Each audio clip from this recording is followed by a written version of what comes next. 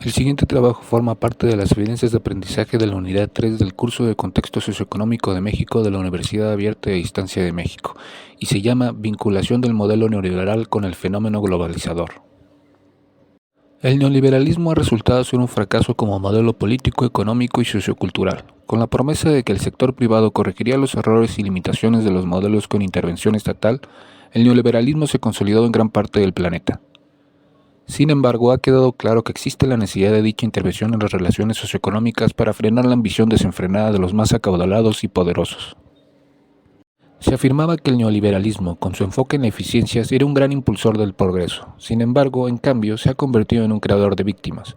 A pesar de mejorar la cadena de producción y maximizar las ganancias, ha empeorado las condiciones sociales e incluso ha sumido en la pobreza a la gran mayoría de las personas que no forman parte de la élite empresarial.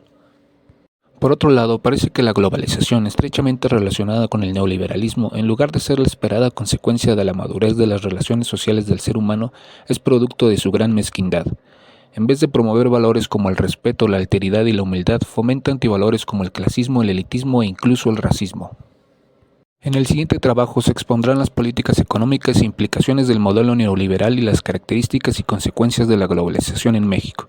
Además, repasaremos los vínculos que tienen el neoliberalismo y la globalización y se presentará una conclusión sobre cómo estas fuerzas han moldeado el panorama económico, social y político del país. Las principales políticas económicas que se llevaron a cabo durante el gobierno de Miguel de la Madrid son el Plan de Ajuste Estructural, la nacionalización de la banca y el Pacto de Solidaridad Económica. El Plan de Ajuste Estructural se implementó en 1982 en colaboración con el Fondo Monetario Internacional y el Banco Mundial. Incluyó medidas como la devaluación del peso mexicano, la reducción del gasto público, la liberación del comercio y la inversión extranjera, así como la privatización de empresas estatales y paraestatales. La nacionalización de la banca se llevó a cabo en 1982 y tuvo como objetivo estabilizar el sistema financiero y evitar la quiebra de los bancos privados. El Pacto de Solidaridad Económica se firmó el 15 de diciembre de 1987. Su objetivo era promover la estabilidad económica y social a través de la cooperación entre el gobierno, los trabajadores, los empresarios y otros sectores de la sociedad. Algunos aspectos clave incluyeron congelamiento de precios y salarios, control de la inflación, negociación de políticas económicas y promoción del empleo. Las principales consecuencias de estas políticas económicas fueron la crisis económica prolongada que continuó durante gran parte del mandato presidencial, de la devaluación del peso mexicano que se llevó a cabo en 1982 como parte del Plan de Ajuste Estructural y la crisis de la deuda externa que llevó a la imposición de medidas de austeridad y reformas estructurales que afectaron a la población. El evento importante que sucedió durante el gobierno de Miguel de la Madrid fue el terremoto del 19 de septiembre de 1985 en la Ciudad de México.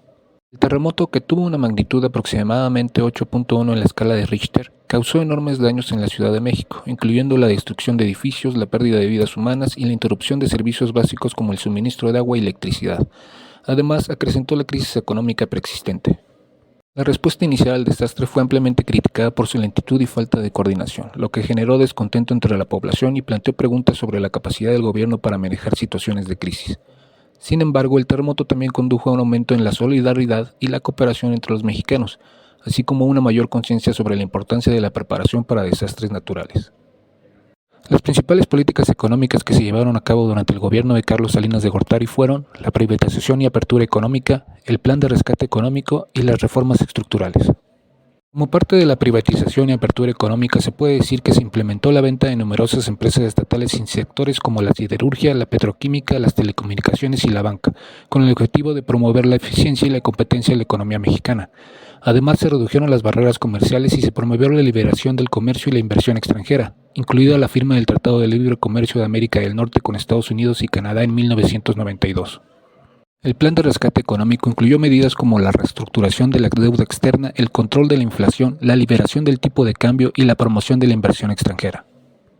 Las reformas estructurales se llevaron a cabo en áreas como la fiscal, la laboral y la financiera. Estas reformas buscaban modernizar y fortalecer la economía mexicana, así como fomentar la competitividad y el crecimiento económico. Entre las reformas más destacadas se encuentran la reforma fiscal de 1989, que incluyó la introducción del impuesto al valor agregado, IVA, y la reforma del sistema financiero, que liberalizó las tasas de interés y promovió la competencia en el sector bancario.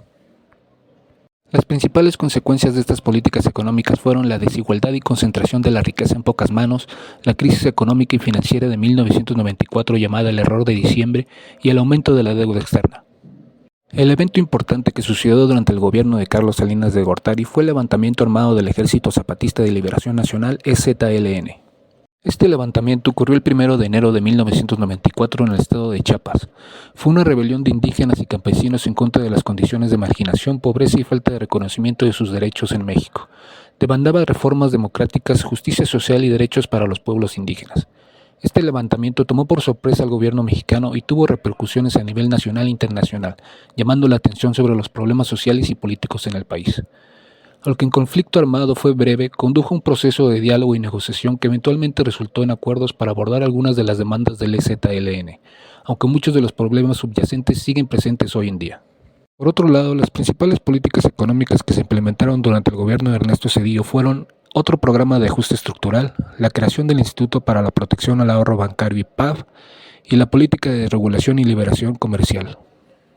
El programa de ajuste estructural incluyó medidas como la reducción del gasto público, la implementación de políticas monetarias restrictivas y la reestructuración del sistema bancario. El Instituto para la Protección al Ahorro Bancario (IPAB) se fundó en 1998 y tenía como objetivo garantizar los depósitos bancarios y restaurar la confianza en el sistema financiero.